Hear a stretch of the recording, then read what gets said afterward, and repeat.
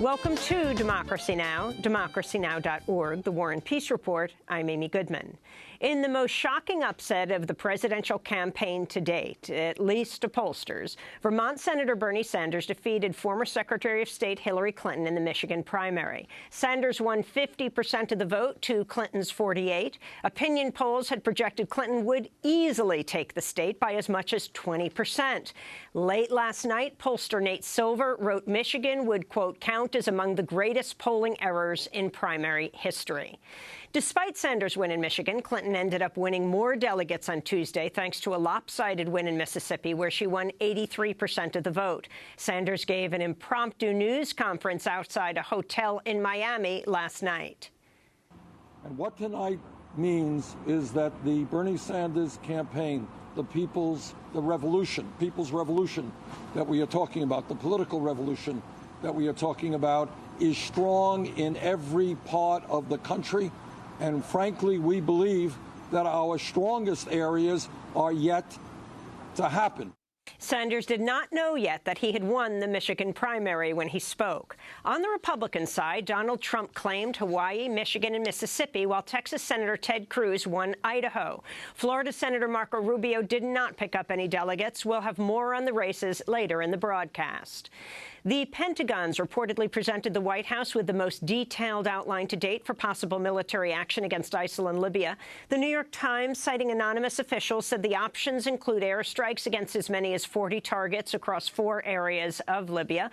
Libya has been engulfed in fighting after a U.S.-backed military intervention ousted longtime dictator Muammar Gaddafi in 2011. To see our segment on then-Secretary of State Hillary Clinton's role in the Libya intervention, go to democracynow.org. Israeli authorities say they've shot dead 2 Palestinians they accused of opening fire at cars in Jerusalem and wounding 1 person. Separately, in the occupied West Bank, Israeli soldiers shot and killed a Palestinian they said tried to stab them. The attacks came a day after a Palestinian allegedly went on a stabbing spree near the city of Jaffa, killing a U.S. student, Taylor Force. The attacks coincided with a visit by Vice President Joe Biden over a possible increase in U.S. military aid to Israel. In Oregon, local officials say police were justified in fatally shooting armed right-wing militia spokesperson Lavoy Finicum in a standoff in January. Video shows Finicum screaming, "You back down or you kill me now." But the local sheriff said FBI agents involved in the shooting are under investigation for firing 2 shots at Finicum and then not disclosing the shots to investigators. Are they shooting him? Highest court has ordered Baltimore police officer William Porter to testify against 5 fellow officers at their trials over the fatal arrest of African-American Freddie Gray. Gray's family attorney said his spine was 80% severed at the neck. Officer Porter's trial ended in a hung jury in December. He faces a retrial. Tuesday's decision allows the officers' trials to resume. The next one is set to begin April 13th, 1 year and 1 day after Gray's fatal arrest. In New York, the police officer who fatally shot unarmed African-American teenager Ramarley Graham in the bathroom of his own home 4 years ago will not face criminal charges.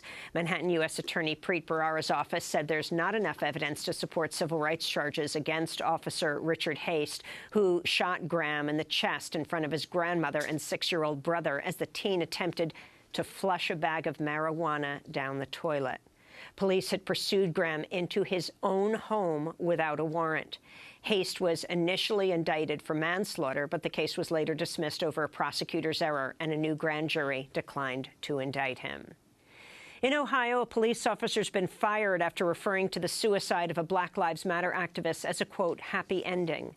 Fairborn police officer Lee Sear posted the comment after Marshawn McCarroll fatally shot himself on the steps of the Ohio State House in Columbus. To see our interview with the friends and teacher of Marshawn McCarroll as they remembered their friend, go to democracynow.org.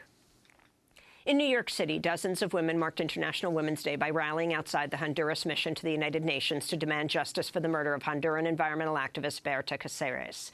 She was gunned down in her home last week, less than a year after she won the prestigious Goldman Environmental Prize. The activists also demanded the release of Gustavo Castro Soto, another well-known environmental campaigner who witnessed the shooting and was shot twice himself.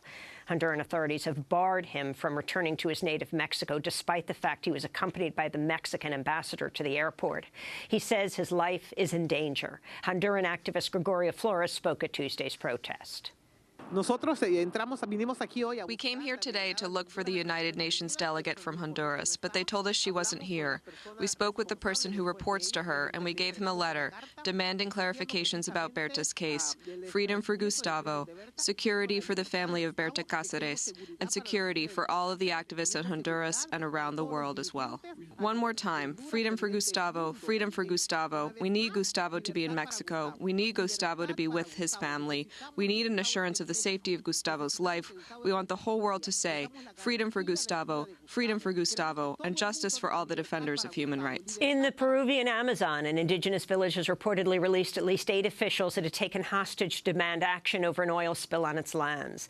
The village had been excluded from an emergency response plan. On Sunday, villagers seized a grounded military helicopter, capturing officials, including representatives of the state-owned energy company Petroperú, which operates the pipeline. Petroperú said the hostages were freed after the firm agreed to provide aid, including help with electrical and phone service.